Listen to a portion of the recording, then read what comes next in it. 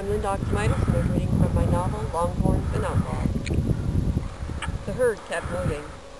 Instead of hurrying to catch up, Lucas nudged Eb with his heels, urging him closer to the buttes. For the next mile, he kept one eye on the herd and one on the strange rider. Was he an outlaw?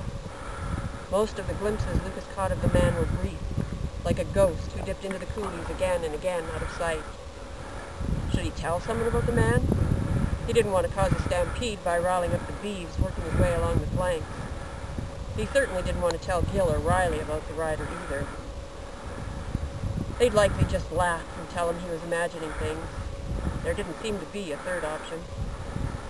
The rider appeared again, loped up the side of another butte, then stopped at its top, as if he was surveying their herd.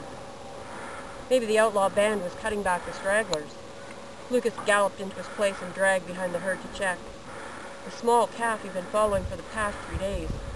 It was taken off the calf wagon, was missing. Lucas panicked. That calf was his responsibility. He shouted at Denver. "Did you see where that little red white-faced calf went?" "I thought you disappeared to bring it up," he answered. "You better now." Lucas wheeled Eb around and backtracked.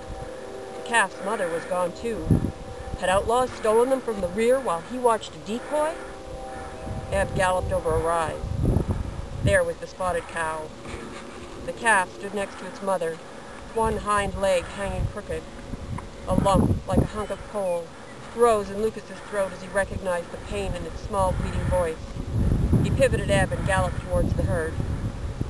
Winded by the time he caught up to Denver, he could hardly catch his breath. I think, hurt, maybe, leg back there." He pointed. Denver's face clouded. His hand dropped to the Winchester and its scabbard on the saddle. "Stay with the herd. I'll go back." As soon as Denver disappeared, Gil pulled up beside Lucas. "What's up?"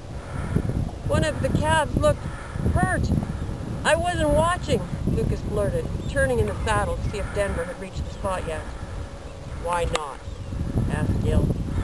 I was watching a rider," he said, "off in those buttes. Thought he might have been a—" "Outlaw," Gil filled in for him. "You should listen instead of daydreaming. Sam told us this morning the V-Bar Ranch stalker nearby, and to make sure the herds didn't get mixed."